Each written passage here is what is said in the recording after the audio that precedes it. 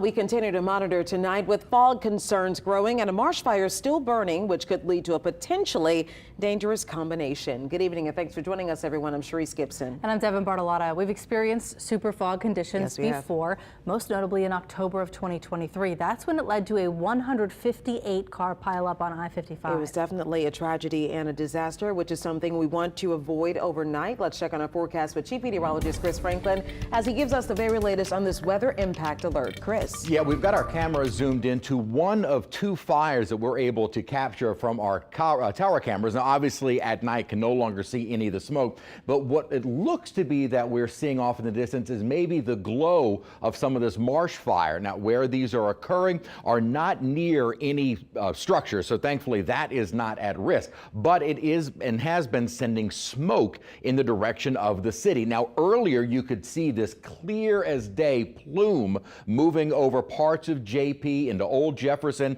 and right across the city, and had a number of reports of people seeing kind of the debris on their cars. Now, radar not really picking up any longer the smoke, but certainly that debris is in the air. Nor are we seeing it what had been a fire almost to the due east of Vacherie that had been blowing more in the direction of Laplace. That could be the issue for the spillway, I-55. The fire that's a little bit farther to the east could be an issue across much of the metro area. So there may be areas of some seriously dense and rapidly decreasing visibilities as we start our morning tomorrow. So use extreme caution. Stay with WW Louisiana in the morning because Alexa Trishler will have the cameras around the region as well as the potential of that super fog. And certainly we're expecting some very dense fog because the humidity is high. Winds overall have been out of the east, but if there is any slight variation in that direction, a southwesterly wind sends the smoke that's near the city over the city. If it's more of a south wind, it may be more due northwestern JP or more so into St. Charles Parish.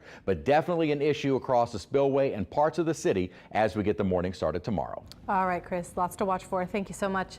And as we watch from our sky camera, neighbors near that marsh fire also saw it growing this afternoon. Well, now officials are also monitoring those road conditions to prevent a tragedy like the one we saw on I-55. Amelia Strahan continues our coverage.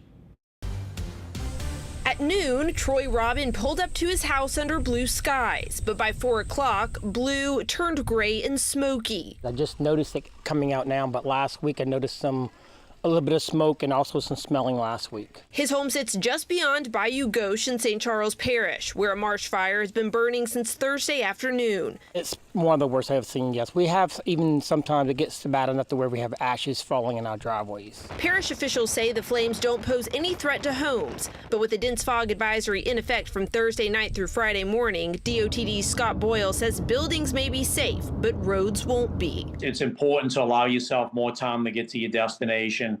Drive slower, be aware of your surroundings. Because when smoke combines with fog and high humidity, visibility can become non-existent. It doesn't take much for a chain reaction to occur that could have tragic consequences. That's what happened just over a year ago when a super fog caused a deadly multi-vehicle crash on I-55. 7 people died and dozens of others were injured in the 150-car pileup near Manchac.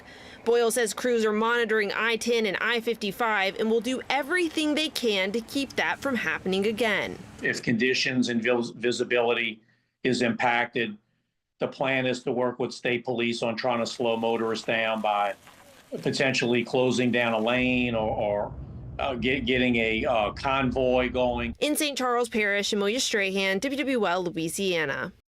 And we will continue to watch this situation. You can always find the latest on our website, social media, and free smartphone app.